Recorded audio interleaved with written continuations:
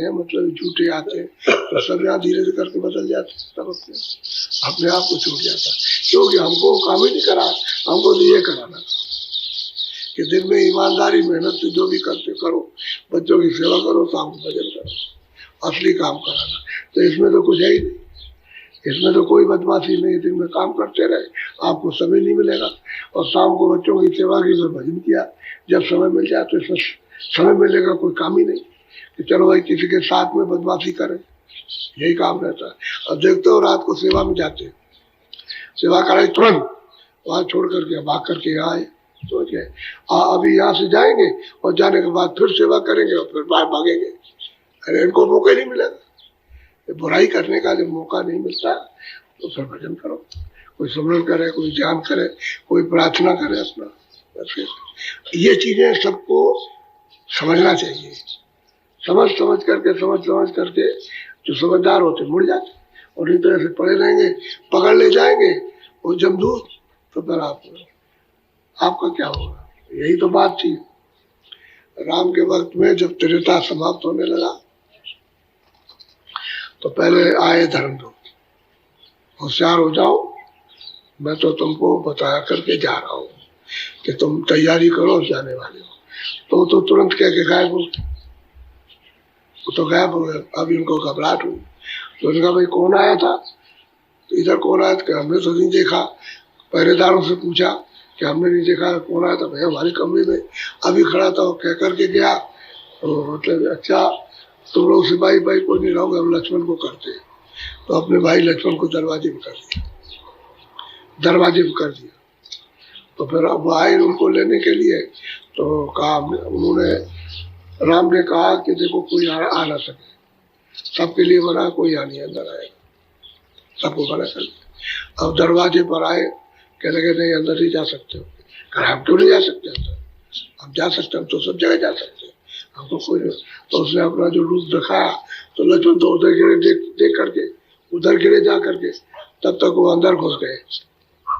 अंदर घुस गया तो घुस करके तब तक उन्होंने उसकी तरफ तो देखा नहीं, लक्ष्मण के ऊपर टूट पड़े, कह लगे मैंने तुमको आदेश दिया था यहाँ कोई ना आ सके। अब वो बेचारा करे क्या, उसको शकल ऐसी गिराई, उधर गिरे, पट से गिरे और सामने आकर के मतलब भगे तो फिर कहा कि बस तुम्हारा मुंह नहीं देखना चाहते। और लक्ष्मण भग करके वहां सरजू जी में जाकर के एकदम से गिरे उस पानी में और डूब गए, मर गए। तब तक किसी ने कहा कि भाई लक्ष्मण तो डूब कर गए, मतलब यह कि मर गए।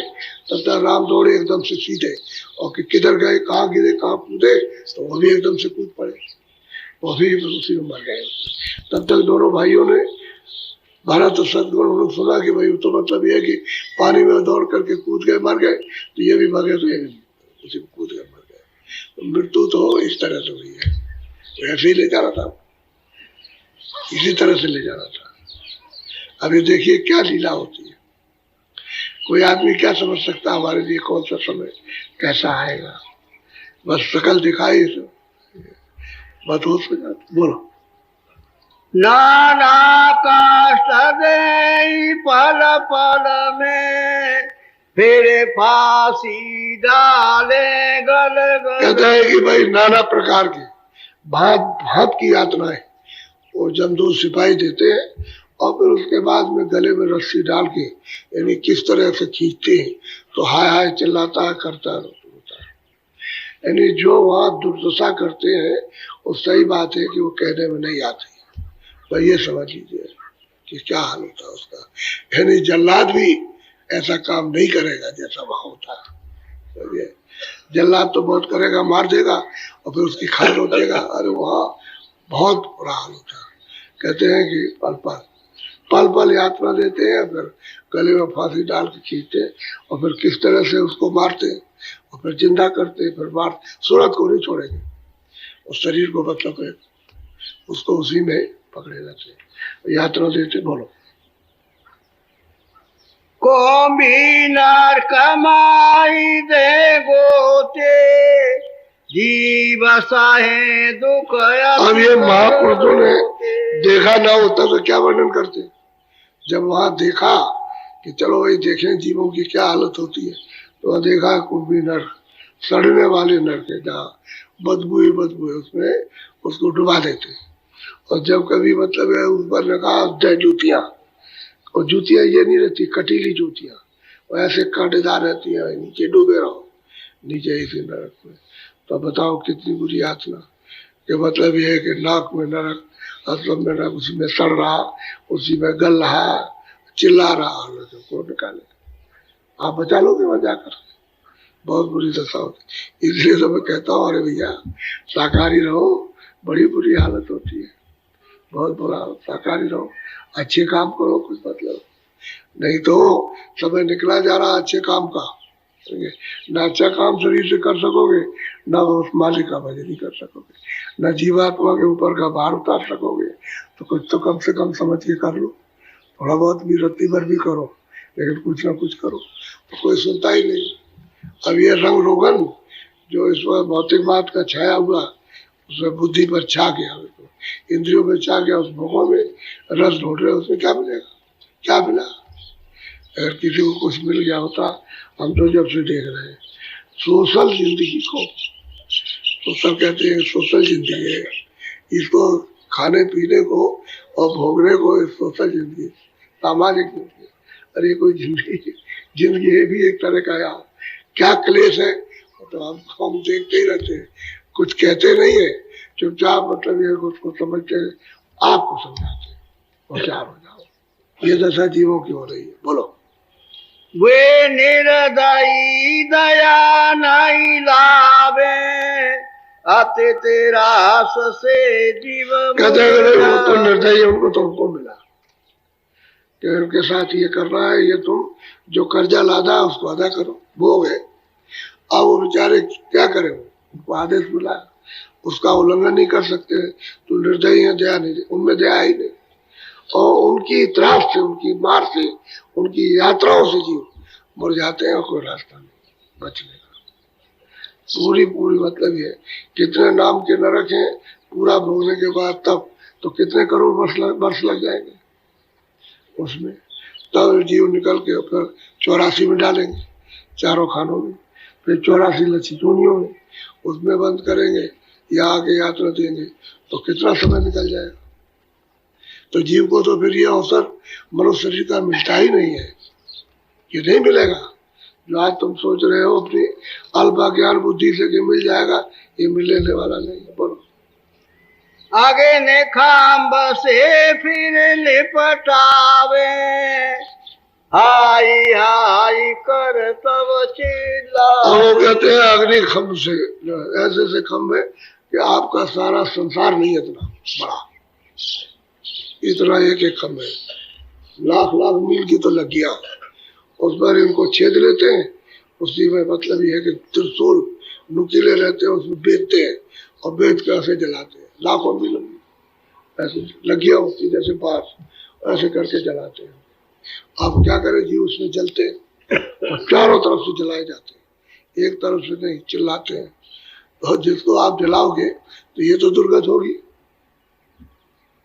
अब दूसरों को जलाओगे तो यही हाल होगा जो आपको। तो आज चिल्लाते, लाखों मील तक आवाज जाती है उनकी, और कोई सुनने वाला नहीं। और वो कहते हैं कि जमदूतों को कोई दया नहीं हो, तो निर्दयी है सब, उनको तो हुक्म धर्मराज का मिल गया कि इनको ले जाओ, ये यात्राएं दो, तो ले जाते यात्रा देते। और आप यहाँ 4 दिन की जिंदगी में मतलब ये तो 3 जिंदगी में तो कुछ नहीं मिलता है, वो जमाने की तरफ वो बह गए, और उसको समझते नहीं हो, कुछ समय निकल गया बस, ये दशा होती है। बोलो। मारे मारे 34 से होई, पति गति अपनी सब विधि को। अब क्या करें, चारों तरफ से मारी मार चिल्लाते, मारो मारो। अब क्यों ऐसा है कि भाई आपको कोई रास्ता बताने वाला कोई मिलता, समृद्ध पुरुष, तो आपकी रक्षा कर लेता, तो वो तो मिला नहीं आप, तो आपको कोई पति तो मिला नहीं। ये दशा क्यों हुई कि महात्मा नहीं मिले, जो मिले भी आपको अंधे मिले। अंधा बहरा मिला तो उससे कुछ होने वाला नहीं, कोई सुजाका जानकार कोई मिल जाता तब तो तुम्हारी ये हालत ना होती। अरे कोई मिला नहीं, आपको बचाया नहीं, आपने रास्ते ही नहीं बदला, आपने जब ऊपर बदल देते रास्ता तो इस घाट से छूट जाते। तो ये दशा इसलिए हुई, भजन नहीं किया, उसका मतलब है भजन नहीं किया। तुमने अपनी चेतन जीवात्मा से चेतन मालिक का भजन नहीं किया, उससे ये सब दशा तुम्हारी इन कर्मों से हो रही है जो बाहर के पर्दों को इनमें लगे पड़े हुए हैं, उन्हीं की वजह से ये सब चढ़ा हुआ आपके ऊपर, उसका मुजरा किया जा रहा, हिसाब ले रहा। ये सब दे दो यहाँ से, बोलो।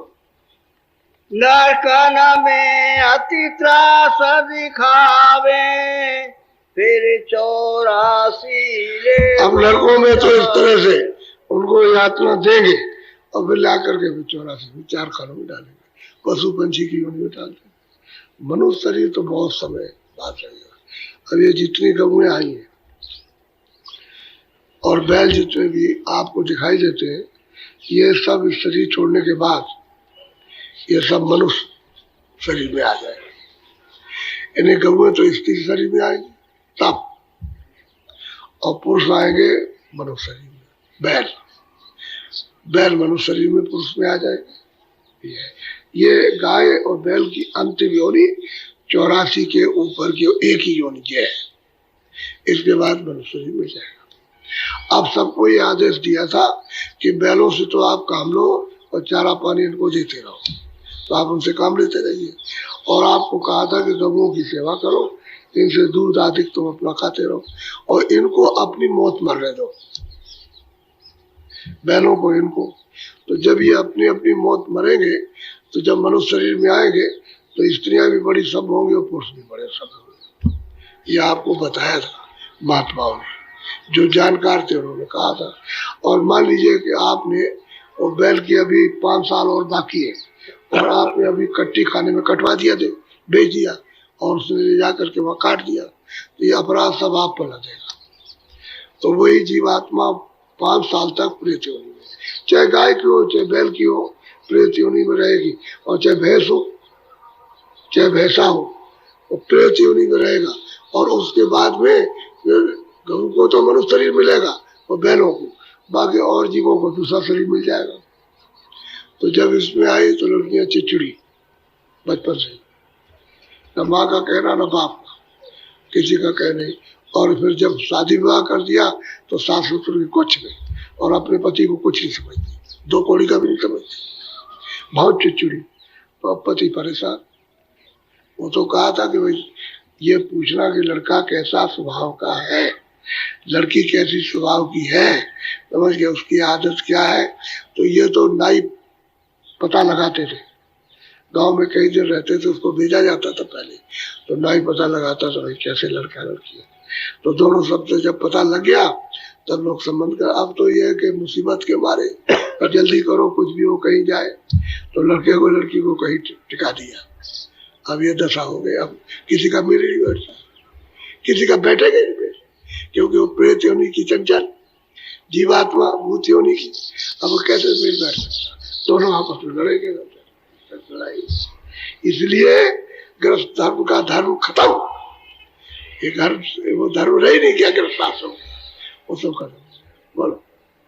गुरु भक्ति बिना यह गति पाई, नर देहि सब बस एक ही बात है कि गुरु भक्ति जब तक महापुरुष नहीं मिले और उनके आदेश आज्ञा का पालन नहीं किया तब ये गति सबको होगी, कोई बच नहीं सकता, सब जाएगा।